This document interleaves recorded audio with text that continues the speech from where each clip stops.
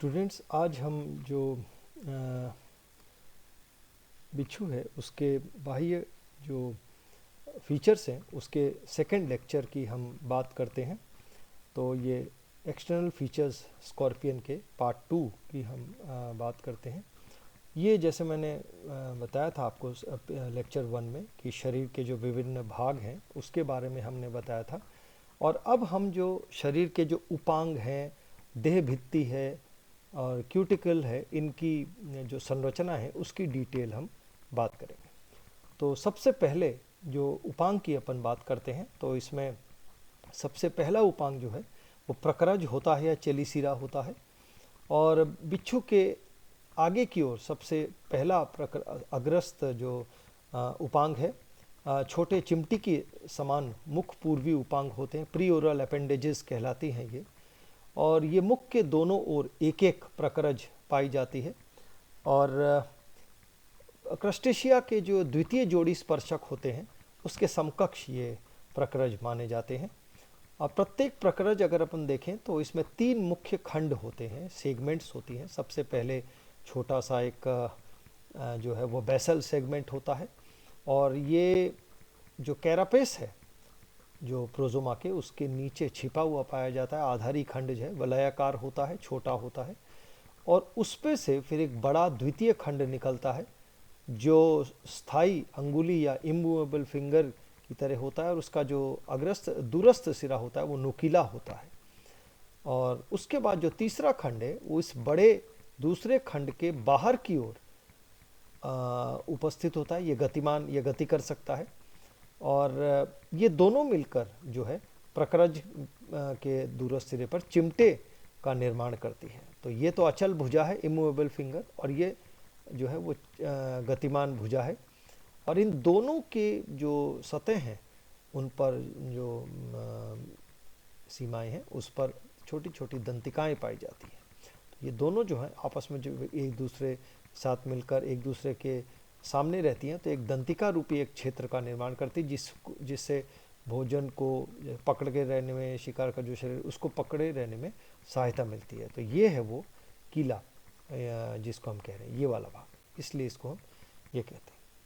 तो ये पूरा का पूरा जो भाग है यह शिकार को चीरने फाड़ने हेतु उपयोग में लाया जाता है। सबसे छोटा अग्रस्त खंड होता है, 3 त्रिखंडीय उपांग है ये। उसके बाद जो सबसे बड़ा एक तरह से मान सकते हैं जो बिच्छू की खास पहचान होती है वो पेडिपेल्प्स होती है, एक जोड़ी पाद स्पर्शक। और ये चेलिसिरा के ठीक पीछे पाई जाती है।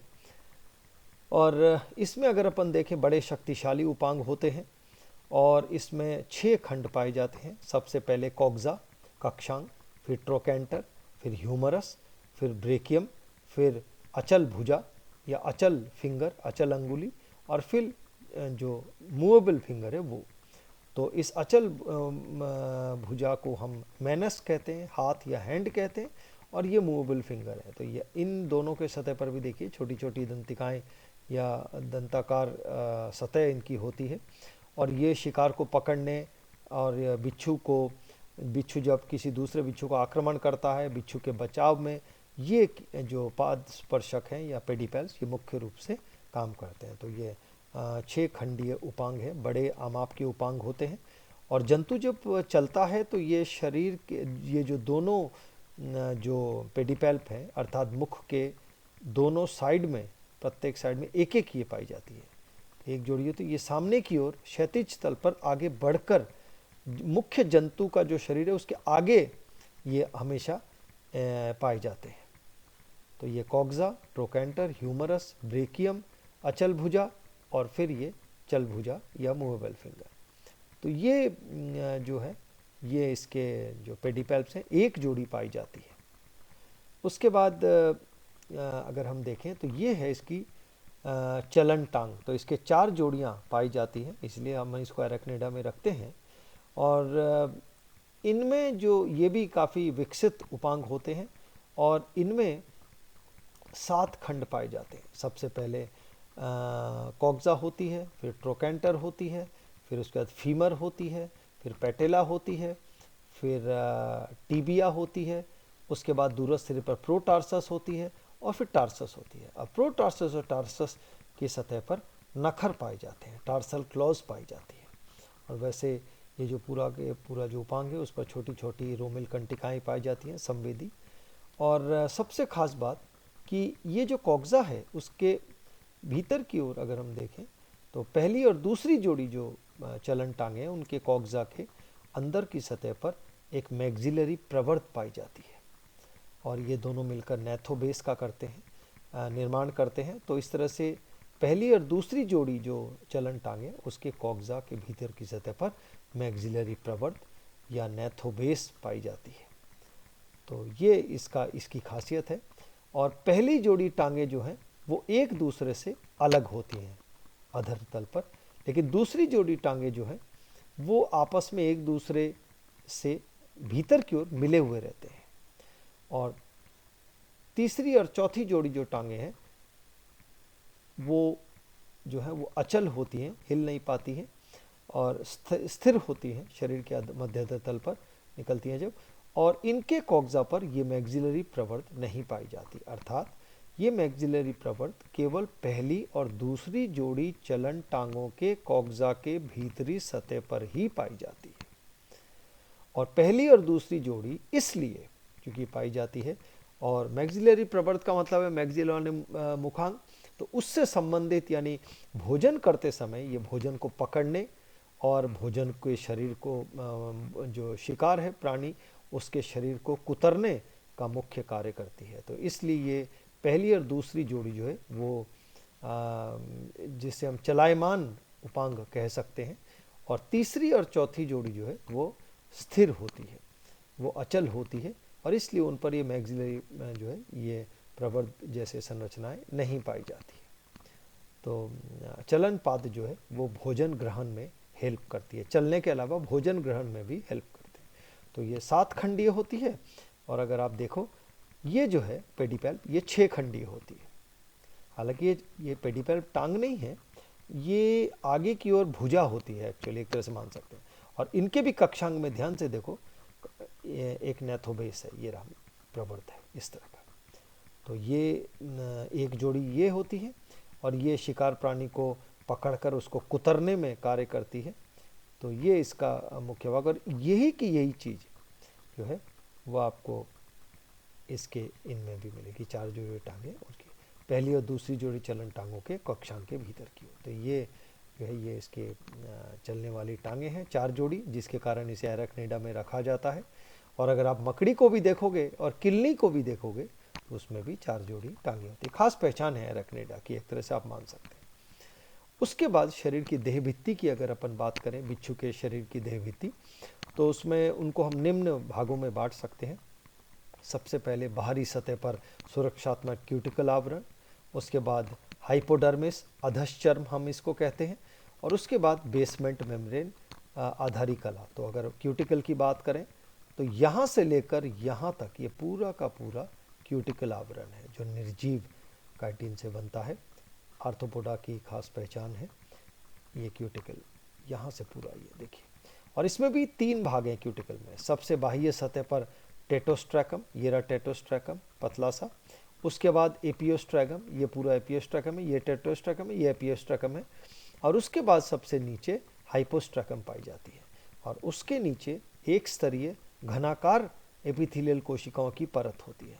और इनमें से कुछ कोशिकाएं जो है वो रूपांतरित होकर जो है वो रोमिल कंटिकाओं का निर्माण करती है जो संवेदी होते हैं।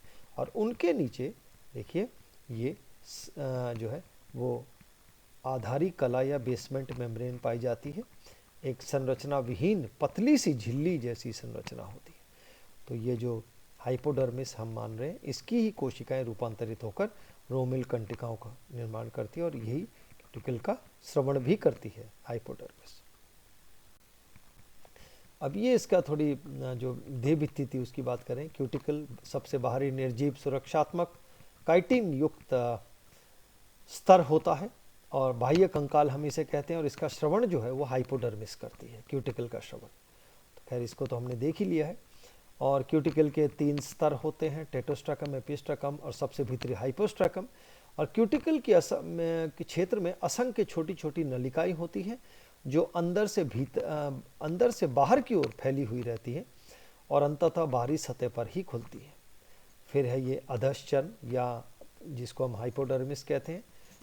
यह जैसे मैंने आपको समझाया घनाकार उपकला कोशिकाओं की स्तर होती है और कुछ अधिचर्मी जो अधश्चर्मी कोशिकाएं रूपांतरित होकर रोमों का निर्माण करती है, अत्यंत संवेदांग स्पर्श संवेदी होती है, क्यूटिकल से बाहर निकली रहती है। फिर आधारी कला होती है और इसके बाद जो सबसे खास बात है वो है बिच्छू का जो अध्यावरण है, यानी क्यूटिकल समेत ये जो पूरी जो भाग है, इसमें कुछ प्रवर्ध निकले हुए रहते हैं, प्रक्षेप निकले हुए रहते हैं, प्रोजेक्शंस निकले हुए रहते हैं, जो दो प्रकार के होते हैं। सबसे पहले ठोस प्रोजेक्शन या ठोस प्रक्षेप, भीतर से ठोस होते हैं। इनमें जो काइटिन से निर्मित संरचनाएं जैसे डर्मेटिडिया यानी जो कीला के दंतुर होते हैं, डेंटिकल्स होते हैं, दांत होते हैं, वो इस प्रकार के ठोस प्रक्षेपों में आते हैं।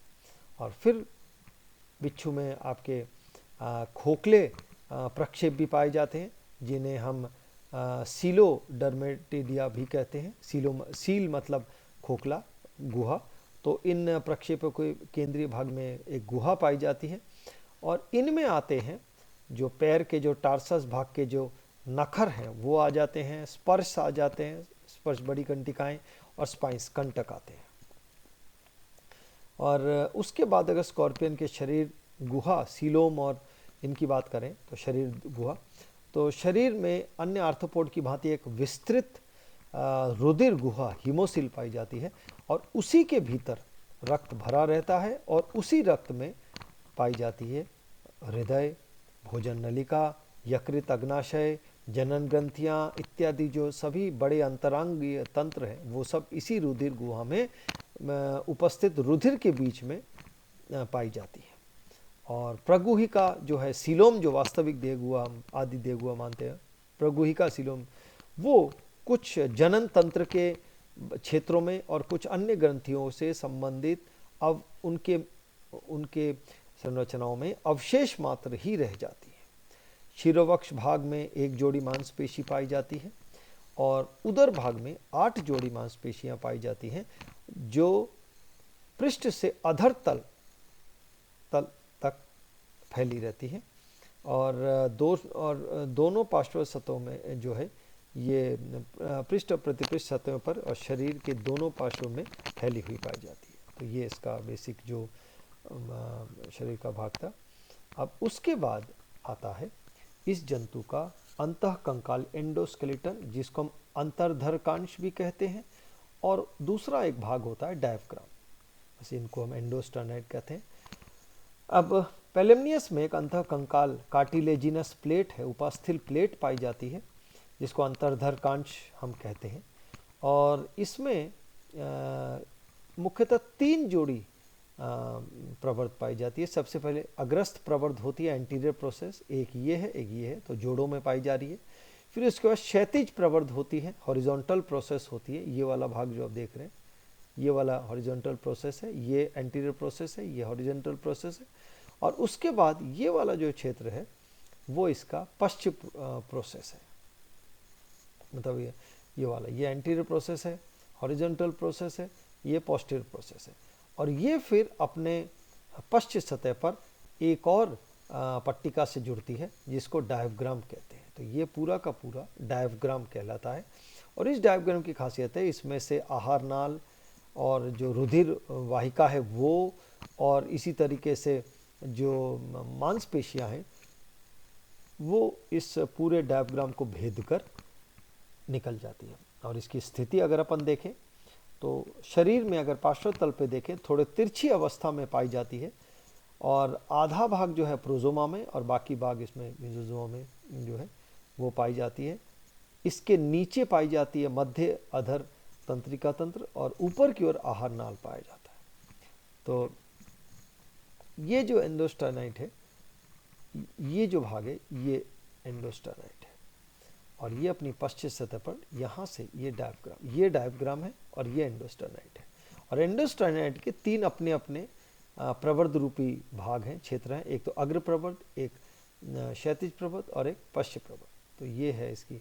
और वास्तव में ये जो संरचना है ये मांसपेशियों को स्थापित होने के लिए एक मुख्य महत्वपूर्ण आधार प्रदान करता है और जो है जंतु के लिए बहुत आवश्यक होता है।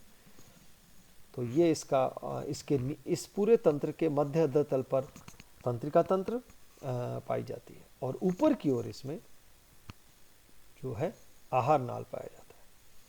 तो ये पूरी की पूरी जो अंतर्धर का बिच्छू का जो बाहरी संरचना और जो कुछ हद तक भीतरी संरचना भी हम कर चुके।